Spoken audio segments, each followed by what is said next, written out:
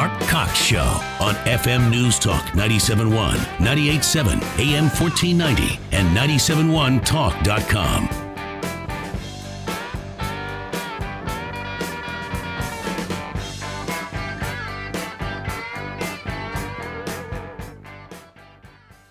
Jeff Sessions has been loyal all the way through. You can make a good case he shouldn't have recused himself. The president certainly feels that way. But when you look at Jeff's overall contribution, when you look at the work they're doing cooperating with Homeland Security on rolling up MS-13 gangs all over America, you look at what Jeff is doing taking on sanctuary cities and the liberal mayors who refuse to protect their citizens from criminals, there's a lot of good in Jeff Sessions, and I think it would be a big mistake for the president to in any way do anything except move forward with him. Newt Gingrich's there defending Sessions. Lindsey Graham's been out defending Sessions. And then Graham tweeted out that suggesting Attorney General Sessions pursue prosecution of a former political rival is highly inappropriate. Couldn't disagree with Lindsey Graham more. Go ahead and hit it. Who is the man that would risk his neck for his brother, man? All right. Yeah, I don't know if she had your mic up there yet or not. Is he turned up over there, Kelly? Can you dig it? Yeah, there we go. How are you, Chris? Good. Victoria's looking like, what the heck? What's he doing? Why is there somebody dancing in the studio? I'm boogieing down with you guys. Are you kidding? You missed my moves. Like, what in the world? So, yeah, you threw me off there. How you doing? I'm good. How are you? I'm doing all right. Do you think it's inappropriate for the president to criticize his attorney general for not pursuing charges against Hillary Clinton? I do, because, Mark, if you remember when President Trump was inaugurated and there was clamor about going after Hillary Clinton for all her alleged crimes, the president disappointed a lot of conservatives and said, we're not going to go after Hillary, we're going to move on. And I think it's a little kind of harsh to be going after this guy for not going after Hillary when I don't know. I think he's he's keeping his powder dry. But he did. I think he was keeping his powder dry, and now he sees the witch hunt to get him. And when she wasn't prosecuted for clear violations of U.S. law. She never will be prosecuted unless they take a fresh look at what that was. And he pointed out in one tweet that, the guy running the FBI investigation of her, his wife took $700,000 from Democrats in that House race in Virginia.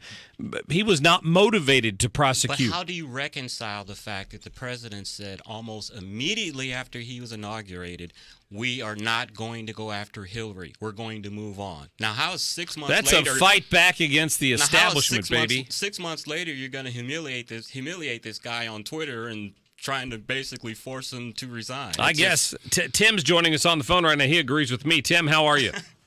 Good. Good. What's going on? I feel that it's Trump's responsibility to have a more thorough investigation against Hillary.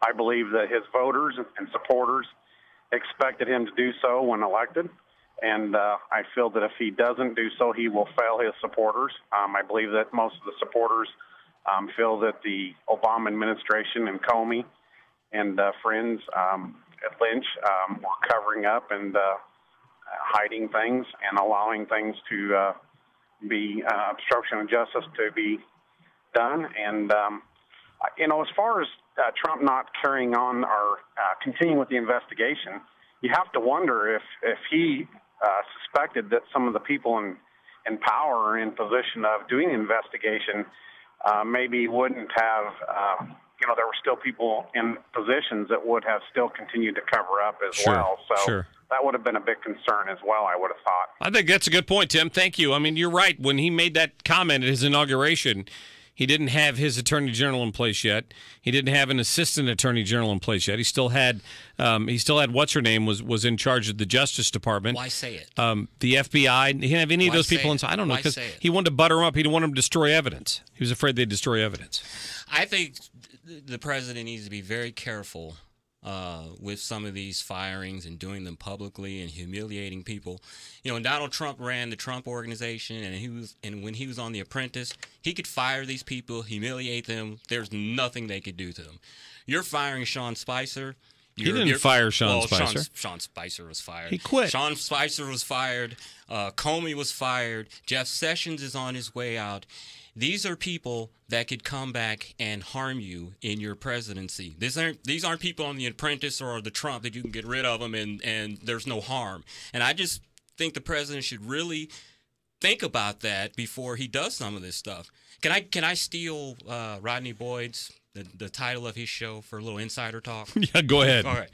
I remember when I was on the campaign, I remember a cold Iowa night. We were going to a VFW event on these back roads of Iowa. And with Senator Cruz. And right. I was driving him. And he was courting Jeff Sessions very, very, very strongly. I could listen to their conversation talking. And he wasn't asking Senator Sessions to come out and endorse him because he knew he wasn't ready to do that yet. But what he wanted Senator Sessions to do was come out publicly on a couple of pieces of legislation that they both agreed on, to try to tie himself to Senator Sessions. And when I think about that cold Iowa night and Jeff Sessions, playing coy and not going with Ted Cruz and eventually Donald Trump, I think about here's a guy, he's an attorney, and he has his dream job of being the attorney general, and this dream job has turned into an absolute nightmare. And I bet you he's thinking hard and long about those conversations he used to have with Ted Cruz in Iowa. Because did I choose the right guy? Well, of course he did. He chose the winner. Yeah, but you're humiliated. You've been an attorney general for 6 months. Well, here's kind of what I think may be going on. I think maybe there have been some conversations with Sessions before he became attorney general that he didn't follow through on now that he is attorney general, and maybe Trump's tried to reapproach some of those conversations, and he's been ignored or turned down, and he's now wondering what he bought. Right? Look, I know you can. I understand that you could make a case that Senator Sessions should not have recused himself. I don't care if he recused himself. I think that doesn't bother me. Some people make a case. Some people can't make the case. I think ultimately it was better for Senator Sessions to recuse himself because as long as he is heading up this investigation, it's never going to have any credibility with. And I know people say, "Who cares?" with the Democrats, with the public, with it's never. And it's going to just raise more questions than it answered. He had to recuse himself from this to make this go away. I guess. Yeah, Rosenstein is the one that picked Mueller, though, right? I think so. The Deputy Attorney General. Yeah. What's the connection there you're making? Well, the connection there is whoever picked Mueller. I don't think picking James Comey's best friend after Comey pulled his puppet strings to make sure a special prosecutor was appointed was the best course of action. It doesn't look good. You have to question just how independent he can be, knowing how close and for how many years he served with Comey, and now Comey's opinion of Donald Trump. But honestly, though, Mark, the only people that are really questioning Mueller's, can he do this job? You know the word I'm talking about. The only people that really question that is the Trump administration. I mean, Mueller is getting glowing reviews on his integrity from Democrats and Republicans. Well, of course he is, because he only hired Democrats on his staff. But I'm saying he's gotten good reviews on his integrity from both sides, and it seems the only ones that are questioning his credibility is the administration, which I see it's a tactic. I understand it. So you do understand it. I do understand. You do. I'm not Dan, as stupid as I look. Of course not. Dan, welcome into the program. What's on your mind? Great show. Always love listening to you. Thank you. Do you remember back when Bill was president and they had the big issue of the Clintons with all of the FBI files? Right. Well, they still have the files. Do you think they're not going after Hillary because some of the people, Republicans or Democrats, most of the Republicans, they probably have the goods on them. So are they going to, go stir the pot or hit the wasp nest and see what comes out, or are they going to leave it alone? The Clintons have certainly called in some markers through the years. That's for sure.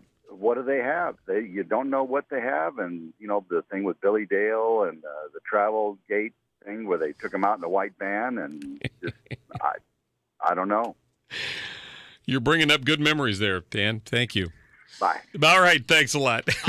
Our country is very, very divided, and I can see where some people could make the point is, hey, let's go back and investigate Hillary's crimes, but I don't know if I want to be in a country, in a situation where the president is being investigated and then the president is investigating the person that he beat. I mean, the president wouldn't be investigating. Well, his FBI. It just seems a little banana republicish, if that's a word to me.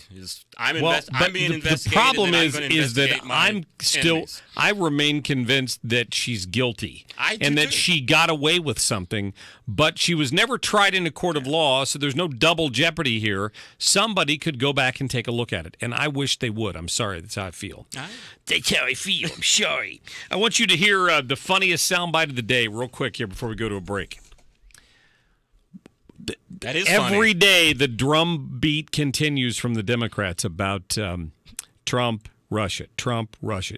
Adam Schiff just has like his butt is glued to a chair in front of a TV camera in Washington, D.C. Laka. Listen to what Chuck Schumer came out and said today about how the Democrats are spending most of their time these days. I think that we are spending most of our time, of course, on fighting this awful health care bill, where we're really resonating with average voters and average workers, and we've been spending a whole lot of time on putting together our better deal, which we've announced today. Those are our two big focuses. Really? Yeah. Really? How in the world can you, I don't know how you can say it with a straight face. And the thing is, Obamacare was your deal, and now you're going to come back and give us a better deal. Okay. Yeah, raw deal. You better hold on to your wallet. Exactly. 314-969-9797. We continue with Chris here. We'll get some of your phone calls. Got a couple Alan Jackson tickets to give away. Gabe Crocker coming up in the next hour to talk more about the county police and some of these allegations being leveled by the folks over at Metro with the security tapes and the Post-Dispatch. It's all coming up today on the Marc Cox Show. Stick around.